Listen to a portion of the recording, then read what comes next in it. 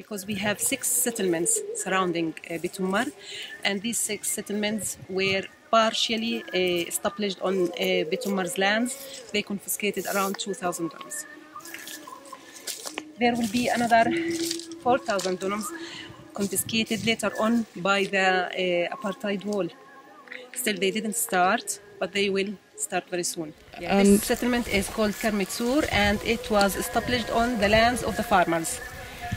You can see there the fence that separates between the settlement and the land. And still there are lands for the farmers behind the fence, but they are prevented from getting there. And there's a settler there, is there? Yes. The farmers came here to plant these plants with international volunteers. They provide them kind of protection. So they will not shoot them, they will not shoot tear gas bombs or live ammunition in the presence of the internationals.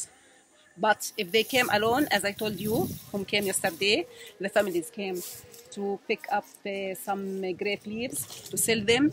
They just kick them from the area and they shooted them by so many tear gas bombs. The soldiers, yeah. Israeli army did that. They will say there is no one owns these lands, and so they can put their hands on it. So this is how they expand the settlement. Is that settler armed? Yes, and they are also protected by military forces, by Israeli military forces as well. They are all the time they are armed, of course. I think within a few minutes you will see a jeep here. Yeah, usually they do this. Whenever we come, usually a jeep of Israeli forces will come and stand in front of us.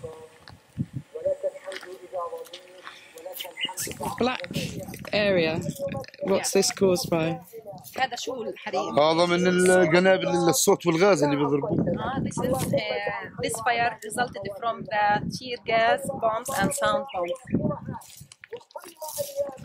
This land is related to Ahmed, and because they knew him, he is an activist in the popular movement, in these actions, in the non-violence actions. So they tried to revenge from him. So they are doing these stuffs for his land.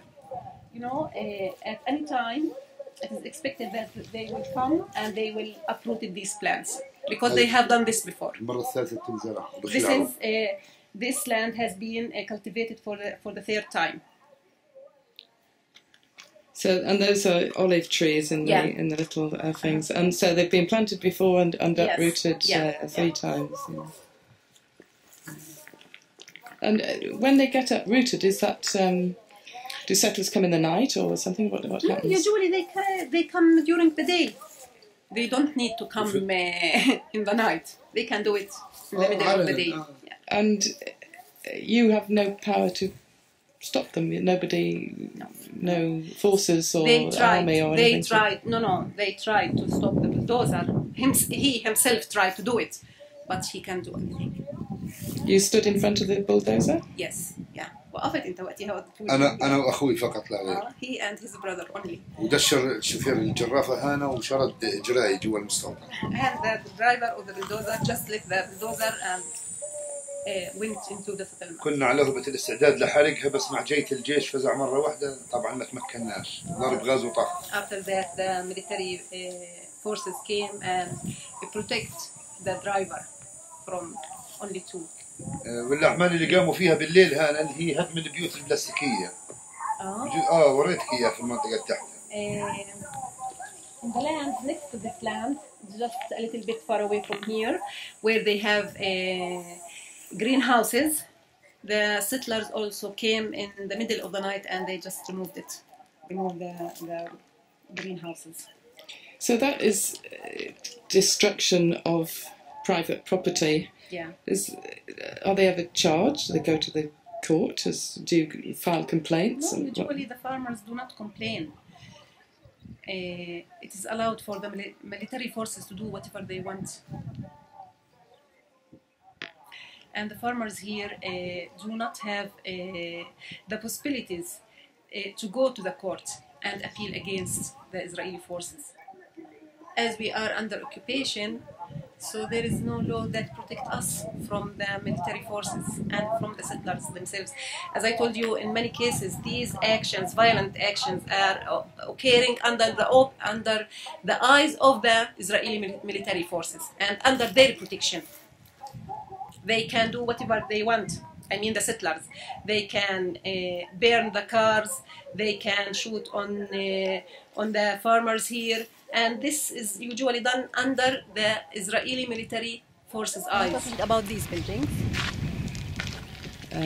On the top of the hill. On the top of the hill. Yeah, next to the red roofs. Yes. You can see it. Yes. Yeah, this is an expansion for the settlement. هدول كلهم جداد كله جديد. قاعدين بيزحفوا تحت. And still they are expanding down over the hill. All that is Beitumar land. Yes. Yeah. Yes. And down the hill, are they temporary things they've put on there? هذه الخيمة اللي محطوطة هناك إلهم. للجيش Yes, it is for the military forces. Yes. The military forces. Yeah. The military forces are expanding the settlement. No, they are not expanding. They are acting as a protective for the settlers. So this shows how the Israeli authorities are expanding the settlements at the same time as they're trying to talk about peace negotiations. They are talking about peace negotiation. I keep saying, what peace negotiation? You know, the two-state agreement is almost died, and they try to make it awake from its death. They are talking about peace, while on the ground they are expanding the settlements, and they are putting plans for even new settlements and confiscating more and more lands.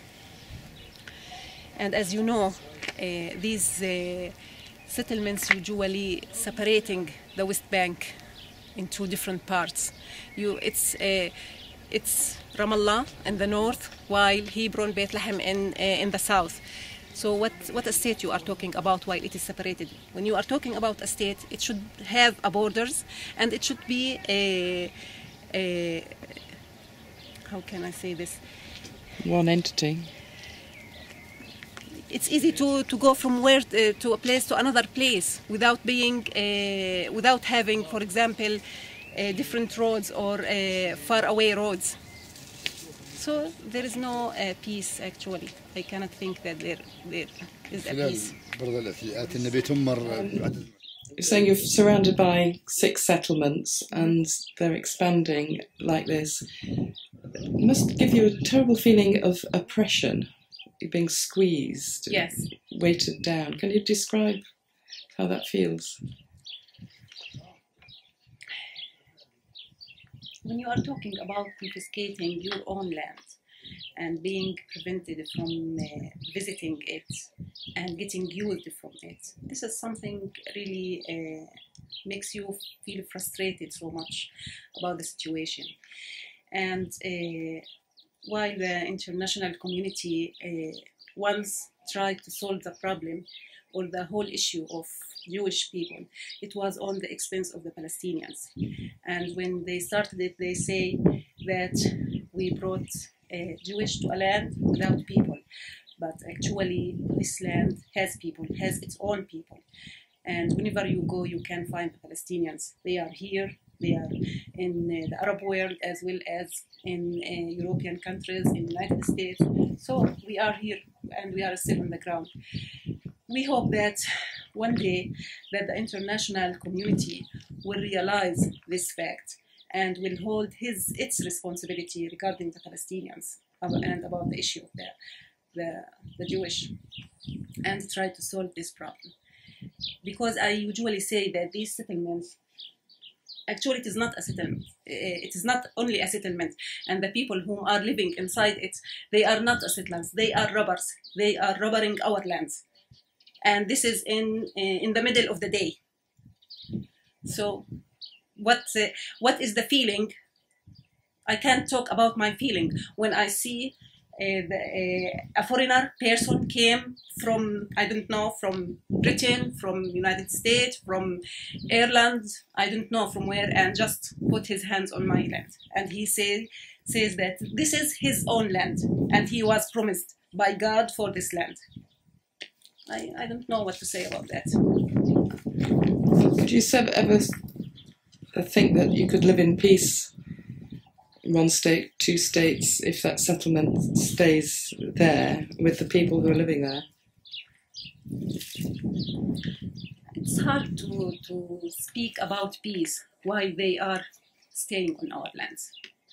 They have at first to demolish these settlements, and after that we might talk about the peace process.